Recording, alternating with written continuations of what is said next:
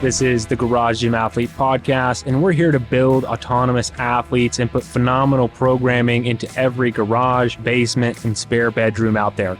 I'm Jerred Moon, and I'm with Joe Courtney. We are strength and conditioning coaches who have turned over 20,000 people into garage gym athletes over the last decade. And we're here to reduce the information overload that exists in the health and fitness industry today.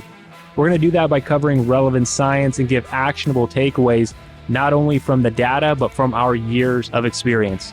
So let's dive in.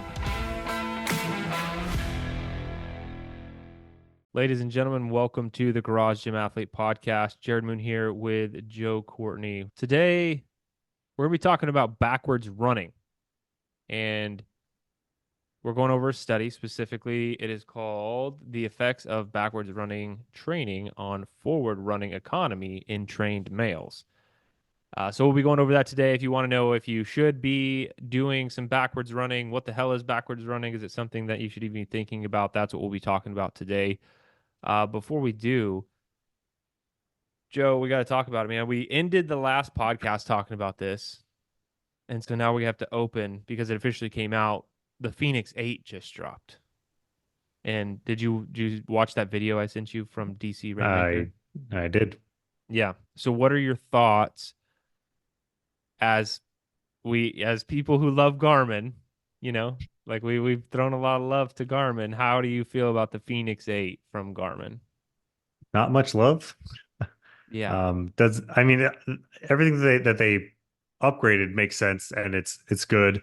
I see their vision of, okay, they combined the Epix line and the Phoenix line and just made the screen sort of the deciding factor, kind of like the size of the way they did before, or solar, which makes total sense. And I always knew that the Epix was just the fancier, brighter Phoenix. So just combining those, I guess, from a ordering or manufacturing standpoint makes sense. The new features are cool; they make sense, but not $400 more. Yeah. That was my big surprise. Is like, I get that these watches, if you want a Phoenix now, it's just going to be a standard $1,000, right? Like that's how it's going to be. I do have the Epix Pro right now, and I was right in my assessment before it came out that the Phoenix 8 is just the Epix Pro. Like they are basically the same, especially if the Epix Pro gets like an update, like a watch, software update or whatever, then everything should be basically the same. I did watch that video. There's some cool, like some weird new features, I would say, like they added like a Siri type thing to the watch.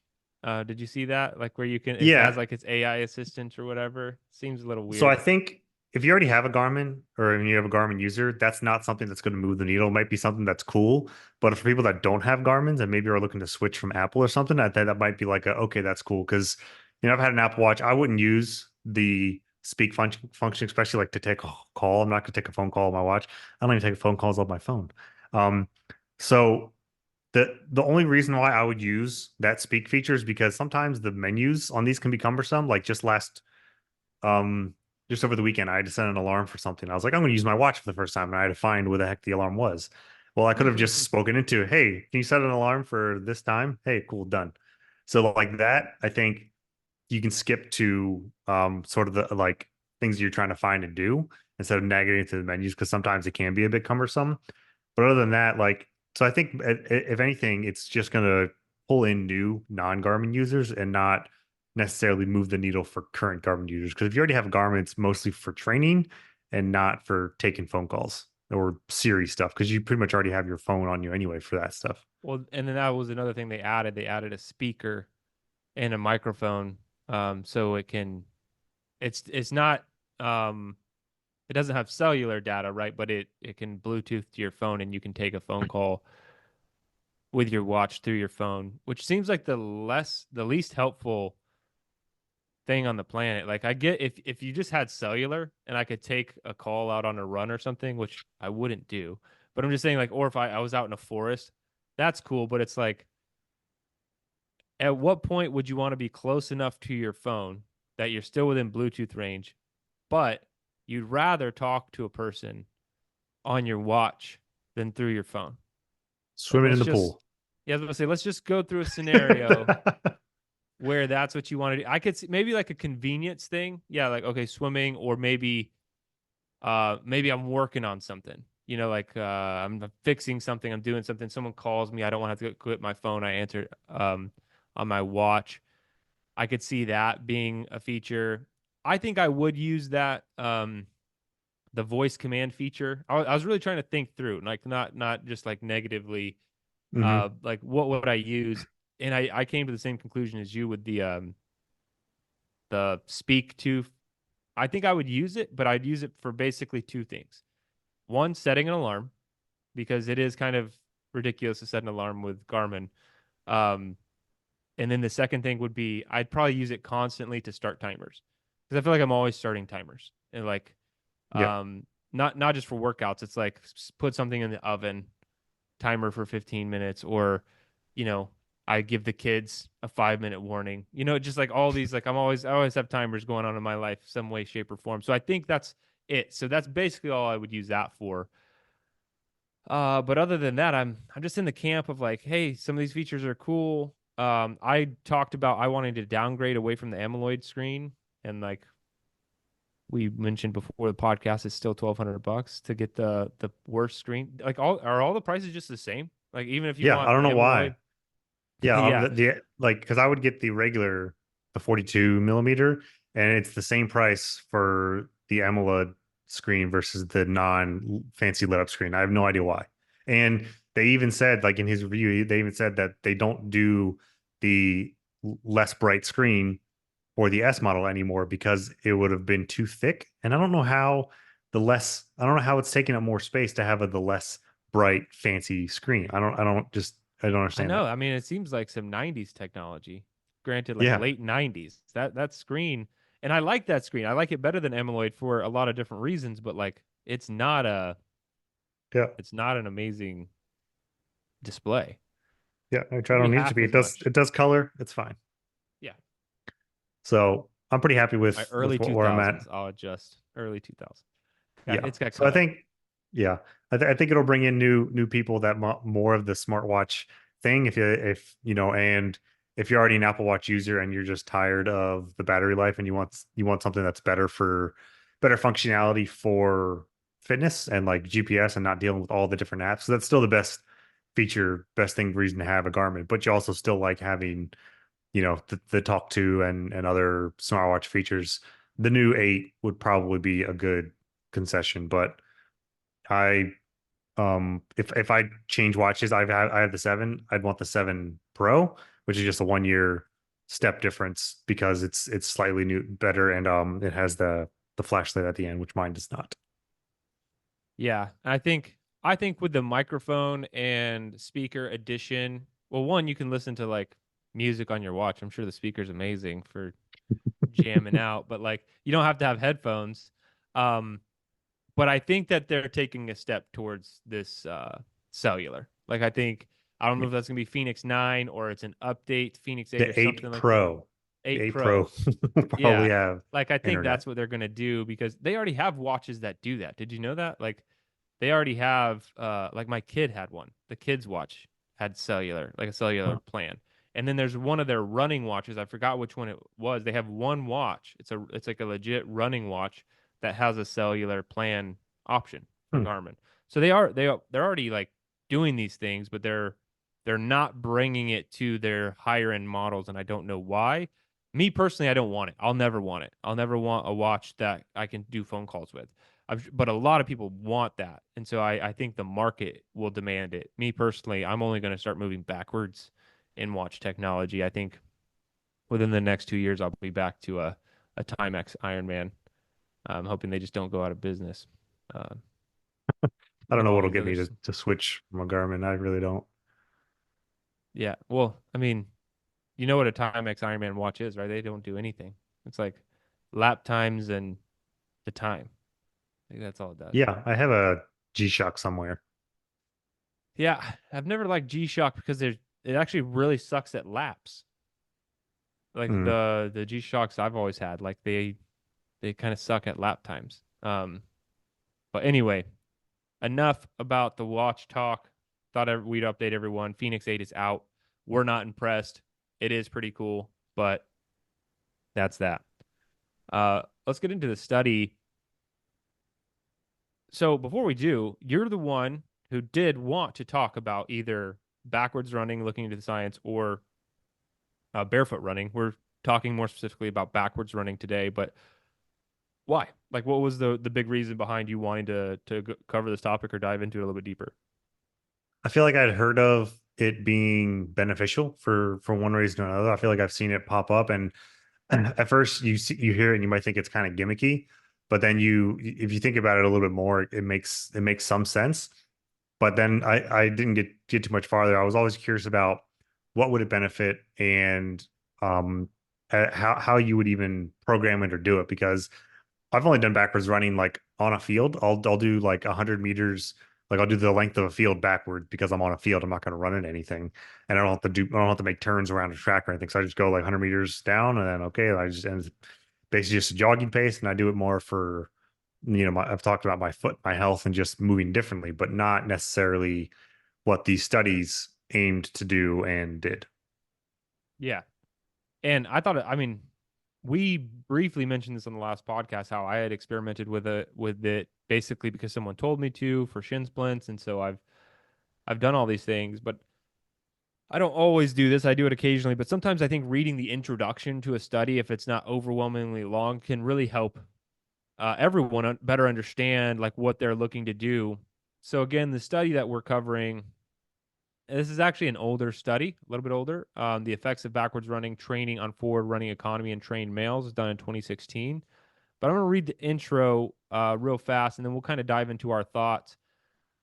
But the introduction to the study is more like they kind of are introducing a broader topic. And I think with something like backwards running, we need this because we're not talking about partial squats or endurance training or energy system training. I mean, we're talking about backwards running. It almost has to really be sold for someone to even be interested in it. So I think their intro does a great job. So here's their intro. Running economy is a critical element of running performance for elite runners. Research has shown that running economy is a better predictor of running performance than maximal oxygen uptake or VO2 max, which with as much as a 65.4% of race performance explained by variations of RE. So I'm going to refer to it as RE, that's run economy, among elites with similar VO2 max values. For the purpose of the study, RE will be defined as the energy requirement for a given speed during submaximal running measured by consumption of oxygen, VO2, while at a steady state. Although it has been surmised that RE is partly inherent, several studies have suggested that RE may be improved by a variety of modalities, including strength, plyometric, and altitude training without corresponding improvements in VO2 max. Relatively small improvements in RE may result in substantial reduction in finishing time depending on the event, possibly altering the outcome in competition.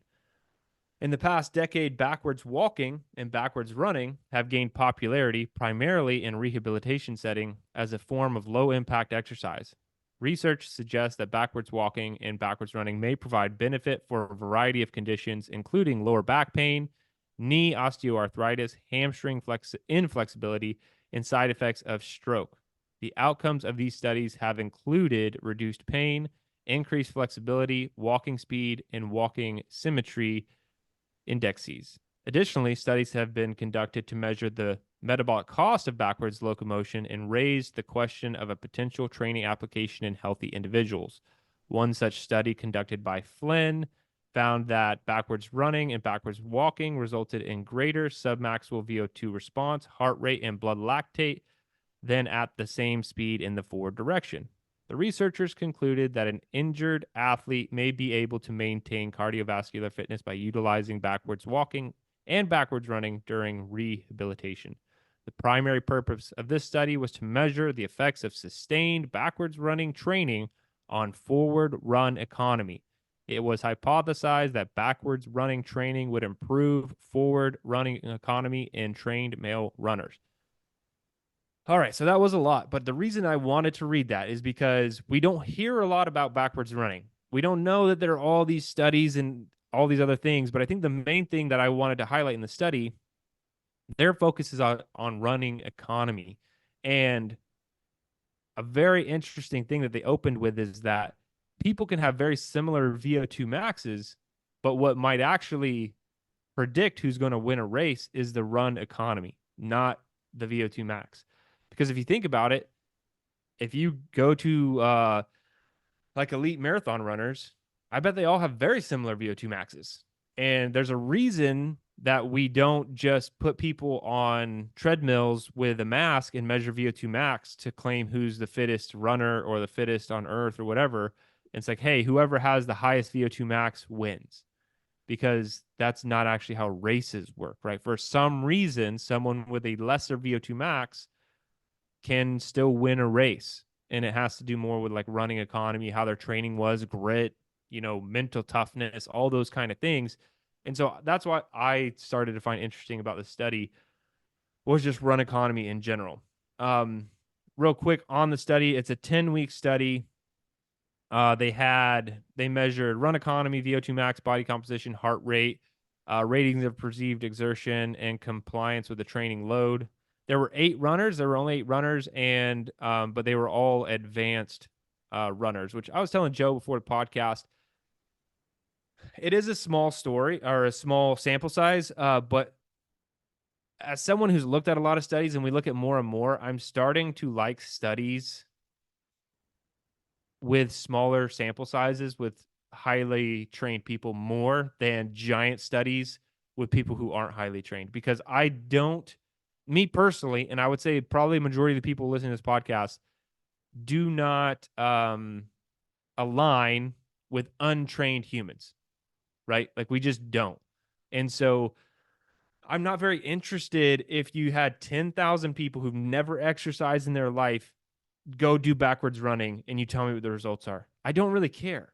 Like I just really don't. Even though it's a 10,000 person study, I just don't care, because you can do anything to an untrained human being and they will see results. They will see phenomenal results. We could have, hey, let's take 10,000 people and introduce clapping as their main form of exercising and see what happens. And I bet the results are going to be phenomenal. They're going to lower their cholesterol and blood pressure and all this crap. Anyway, so I'm not a huge fan of these studies that don't have trained people. So when it has trained people, even though it's 8, I still pay attention a little bit more, because I'm like, hey, these are 8 humans who've dedicated their life to a sport. They're highly trained. They have some legit performance markers. Like, what happened to them when you ran them through your protocol? So anyway, that's what this study is. And there were, what was it, 5-week first 5 week was the familiarization Familiarization. phase, and then they had the main training phase, which was 5 weeks. And we can get into, I'll get into a lot more details of those things, but I want to just get your initial thoughts, about the study design, anything like that, or backwards running in general.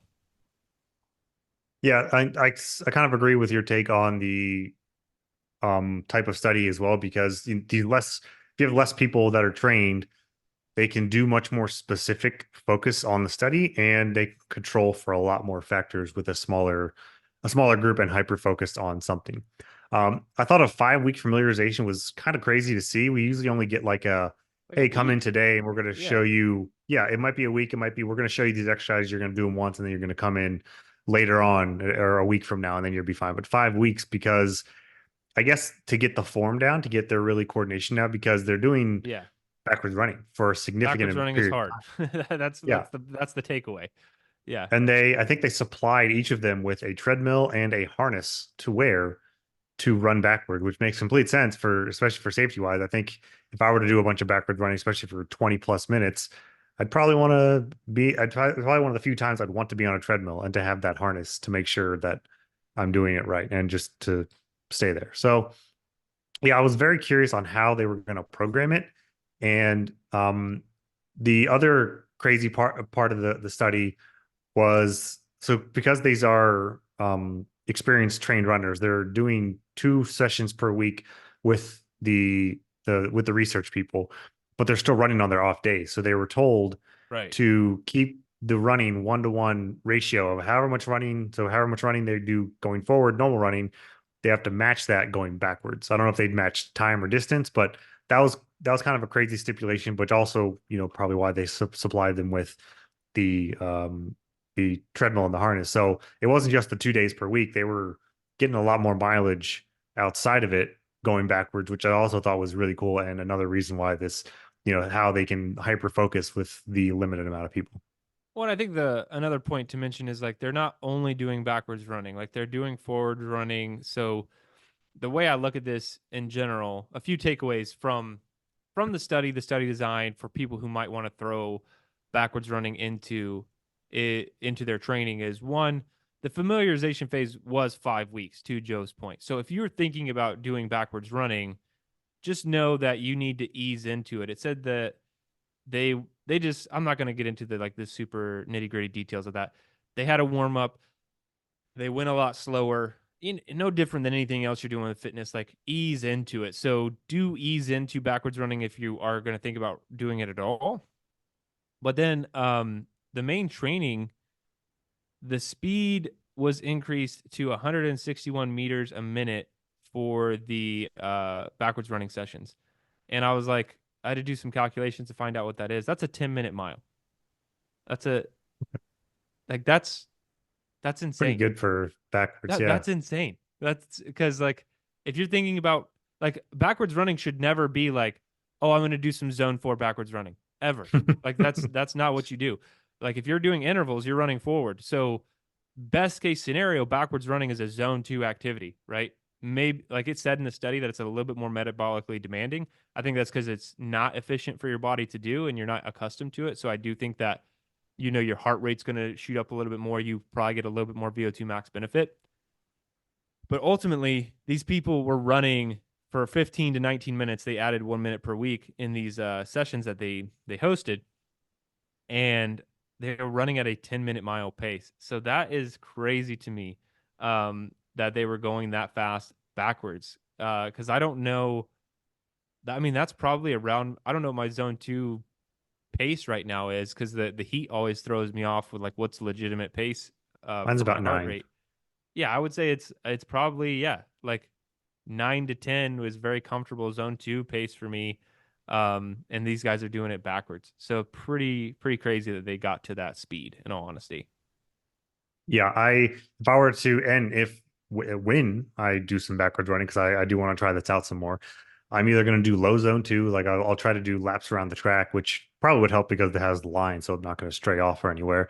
Or what I said before, I'm just going to do like 100-meter sprints on the field, on a turf field. So it's either going to be slow around the track or quick 100 meters, hit, wait till I get to the end line, stop, and then turn around and then rest and go again. I would only do that on a track if no one else was there. Right. That's kind of my thought too. Like I'm gonna keep going backwards. I'm gonna look around and somebody's coming and be like, all right, oh, I'm gonna turn around and Yeah. start switching. Backwards running. What's funny enough is if you've been listening to the podcast, I do a little bit of strength and conditioning for my son's soccer team, and I do make them do a decent amount of backwards running. Um, the main reason has nothing to do with their run economy. It's just the sport of soccer. I like when I try and train somebody for strength and conditioning in a specific sport, you kind of have to do an analysis of the sport, and it's like my oldest son is really big into football. It's like, okay, let's look at your average bout. Okay, you're like 10 to 12 seconds, max 20 seconds for a play. Like you need to have really good, like huge bursts of power, sprint. Soccer, my youngest or my middle child, like you need to be in amazing aerobic shape, but you also need to be able to basically run sideways and diagonally and backwards at times, like to keep your eye on the ball and still be moving like how you want. So anyway, that's the only reason I've added any backwards running into that is because it's like, well, you might actually have to run backwards in your sport to some degree. So I do think what you're saying, uh, like quick 50 meters down and back, something like that. Me personally, I'd probably only ever do this on a treadmill. Like I just can't see like when I go to the track around here, it's crowded. Like not massive, but it's typically there's at least 15 people there. And Uh, so it's not like I'm looking for space. Like there's plenty of space, but if I was the only person running backwards, um I'm afraid I would run into somebody or eat it. I'd probably fall down at some point if I'm trying to keep like a good pace. So I'll if I add this in, which I'm still like on the fence about, it would definitely be on my treadmill at home. Well, last week I did my barefoot drills and everything when people had PT on the field, so I don't really care that much. Granted, that's not backwards running. Sometimes there's PT going on there for either the Navy or the Marines. I'm not sure what I would do if they showed Make sure up, you wear but normally Your Air Force PT shirt when you're running backwards around all these Navy guys and gals. 100%, 100%. No, I'd wear Coast Guard or something. At least that they'll like, Yeah. oh, okay. But actually, I might even shoot this study to you. I found about backwards running. They were specifically done on boys aged 13 to 15. And one of the takeaways that I pulled off, it says progressive high speed backwards running is recommended as a safe and effective training method for improving athletic performance in adolescent male athletes following sufficient practice and instruction. And they transferred from backwards running to sprint. So I think they ran backwards for like 10, 20, 30 meters and then turned and sprinted part of it. It That's basically what I have them improved. do. Yeah. And it improved their jump height, their counterbalance, counter movement jump, whatever that one. It was an 8-week program, had 43 boys do it. So athletic performance because they had them do backwards runs and then turns and sprints. That's awesome. That's awesome to know. Um, and now like I'll kind of get into like should you consider it? What was the main takeaway? What happened? Well, in this study specifically, there was an improvement in run economy of 2.54%. And I was like, is that meaningful? Does that matter? And then I had to do a little bit more research and like because I honestly I was like, is that significant? But in trained runners, a 2.5% improvement in run economy is a big deal. It actually is a big deal because as I opened with in their intro, the running economy is everything. It could be the predictor of you winning the race, not your VO2 max. And running economy in somebody who's already very well trained is very hard to improve. And so I started researching like what other methods can improve run economy, and strength training can to some degree. The biggest one I saw with any kind of percentage around it was plyometric training. Plyometric training could increase run economy up to 8% in some studies. So you can see like there is no like 47% increase in run economy. Like that's not something that you develop from supplemental training. So putting that in context, the best possible scenario is maybe 8% from plyometric training.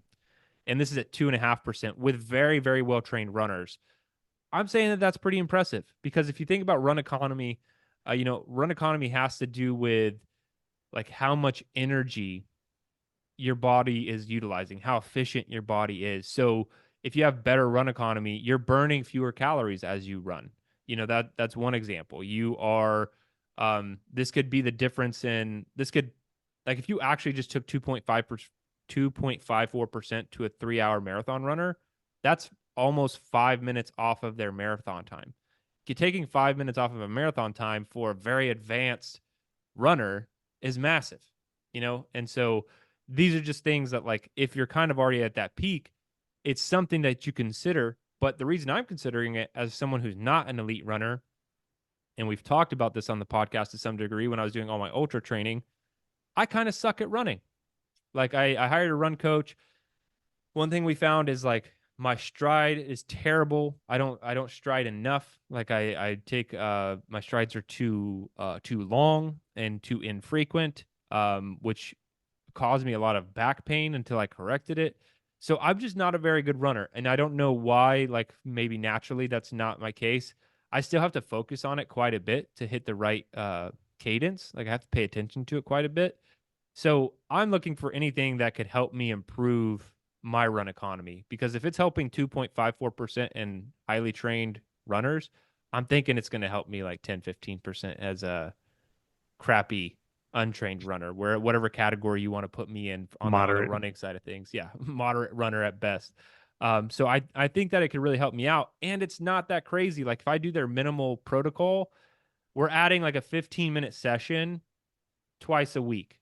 You know what I'm saying? Like just for their minimum dose there of what they did in the study. Like I can do that. This again, this is supplemental. I could just add it supplemental, because like the study you just brought up with the adolescents or anything else, like there's better run economy. You know, like if I can have more better run economy, I'm going to be more efficient, and maybe I just run better. And if it, and all that other stuff they introduced in the main introduction, it can help with low back pain, which I had no idea. I would have been doing when my back was hurt. If you told me low, like I would have done anything. But when I was like in a lot of pain, you're like, hey, backwards running helps. Cool, let's run backwards. Like I'll do anything to like help my back. So anyway, I'm very interested in trying it because, to be honest, before you brought it up, I had experimented with it, but I never really looked into the science or like if there was any real benefit to it. And the fact that I can do it minimal doses, it's not like, oh, what do you do for fitness? Like, I run backwards.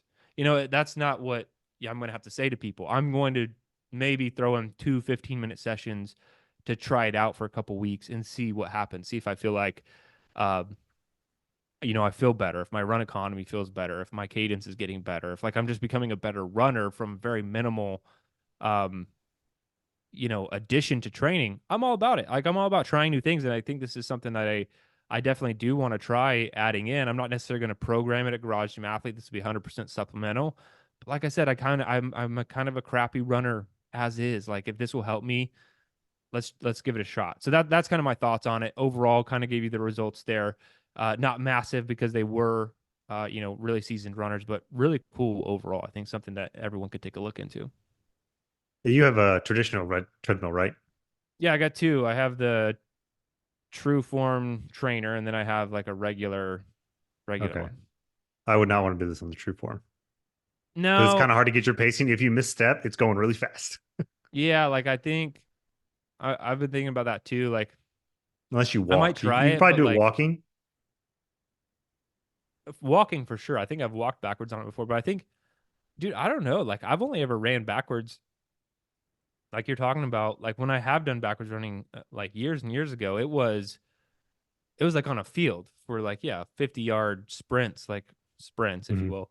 Um, I can't imagine like just getting on and going backwards for like 15 minutes straight. Because something that's interesting is like it's like it's nuanced. It's throughout the study, but they talk about it for stroke victims and more brain involvement. But it's like neuroplasticity. I've researched this topic.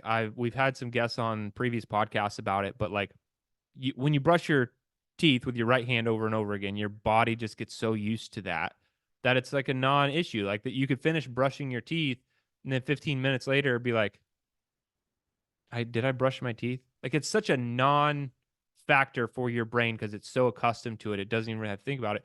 But you try brushing your teeth with your left hand and it starts firing the brain up in all these different ways that it's not used to. Now you might do a worse job at brushing your teeth with your left hand if you're assuming you're right-handed, but it lights up your brain. And this is neuroplasticity. It's very important for your brain to stay engaged.